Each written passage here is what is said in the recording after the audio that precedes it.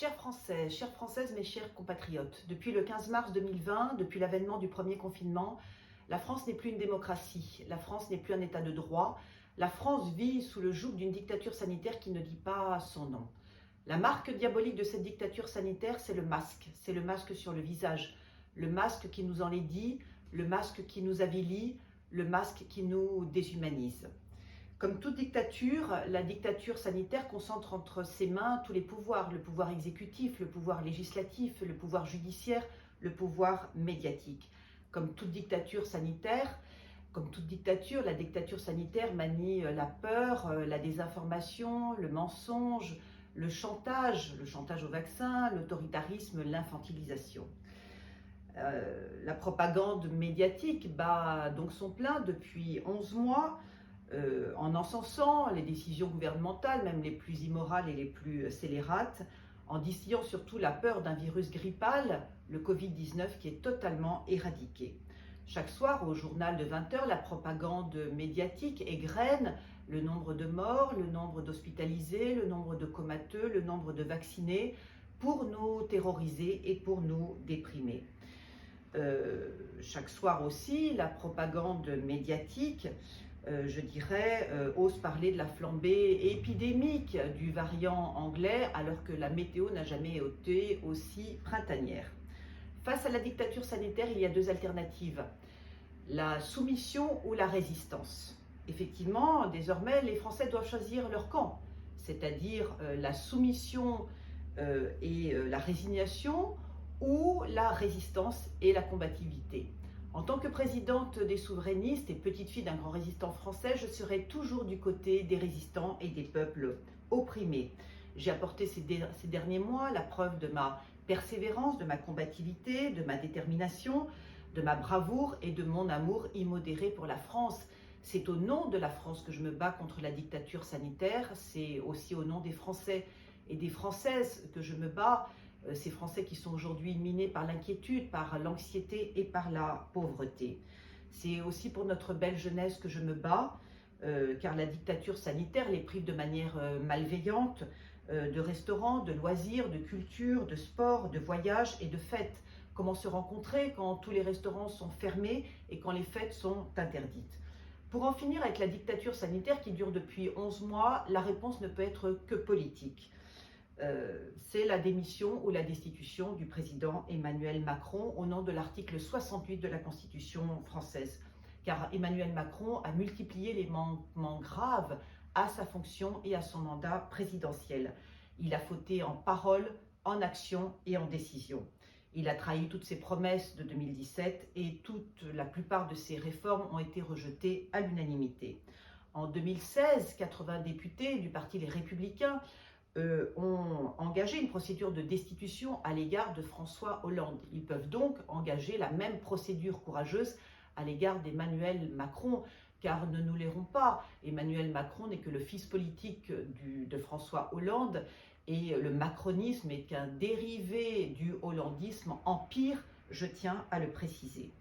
Dès lors, aucun parlementaire, qu'il soit de gauche, du centre ou de la droite, ne peut être complice d'un régime aussi dictatorial, aussi coercitif, aussi égocentrique.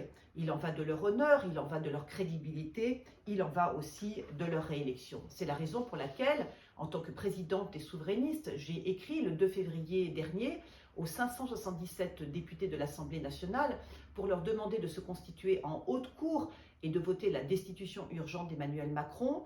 C'est la raison pour laquelle aussi j'ai écrit le 18 février dernier, c'est-à-dire il y a quelques jours, aux 348 sénateurs et sénatrices pour leur demander de se constituer urgemment en haute cour et de voter la destitution urgente d'Emmanuel Macron.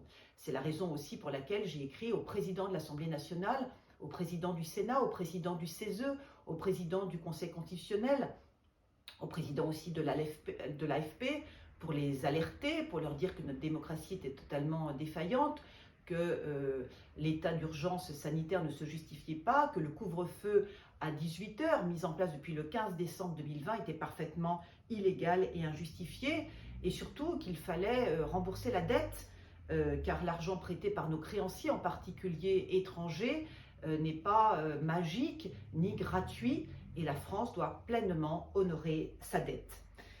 J'invite donc tous les parlementaires de La République En Marche à quitter la Macronie, car Emmanuel Macron a trahi toutes ses promesses, et à rejoindre leur parti politique d'origine, ou mieux la grande alliance du centre et de la droite dont je suis si proche par mes convictions. Car seule une vaste coalition parlementaire de rejet pourra mettre fin à la dictature sanitaire, à l'état d'urgence sanitaire et à la fermeture administrative de tant d'entreprises, de restaurants et de commerces. Car qui a emmené la France dans le mur de l'endettement massif, du chômage massif, de l'appauvrissement massif, c'est M. Macron, et c'est la raison pour laquelle il doit partir. Sachez que c'est parce que j'ai de grandes ambitions pour la France, pour notre nation, pour notre patrie, que je suis aujourd'hui vilipendée et offensée depuis des mois. Les médias n'ont guère été tendres avec moi ces dernières années. Quant à mes opposants politiques, ils m'intentent des procès parfaitement injustifiés et abusifs pour quelques tweets inconséquents, en instrumentalisant la justice française et en tentant par tous les moyens de légaliser le délit d'opinion.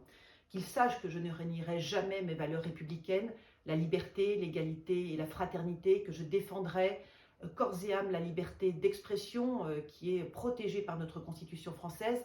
Qu'ils sachent que je ne renierai jamais ma foi catholique, qu'ils sachent que je ne partage pas leurs mœurs dissolues, qu'ils sachent que je ne me convertirai pas au communautarisme LGBT malgré leur actif prosélytisme, qu'ils sachent que je ne partage pas leur infâme cupidité, qu'ils sachent qu'ils n'ont aucun avenir politique tant ils sont médiocres et malveillants.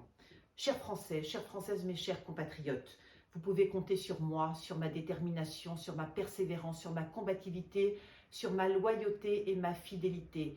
J'œuvre et je combats la dictature sanitaire, l'état d'urgence sanitaire, la Macronie pour vous et en votre nom. Une France souveraine au service d'un peuple souverain ne peut être gouvernée que par une autorité souveraine. C'est celle que je suis, c'est celle que je veux incarner devant vous et pour vous. Avec vous, tous ensemble, nous pouvons mettre fin à la dictature sanitaire, à la Macronie, à l'état d'urgence sanitaire. Il faut aujourd'hui vous mobiliser collectivement, écrire à vos députés et à vos sénateurs. C'est le seul moyen de mettre fin, je dirais, à la dictature sanitaire. Combien de temps allez-vous accepter d'être masqué, de rester enfermé chez vous à 18h? Combien de temps allez-vous accepter d'être privé de travail, de loisirs, de culture, de sport, de voyage? Il faut désormais vous mobiliser collectivement et réclamer la démission urgente d'Emmanuel Macron. Chers Français, chères Françaises, mes chers compatriotes, vive la République, vive la Ve République, vive la France souveraine.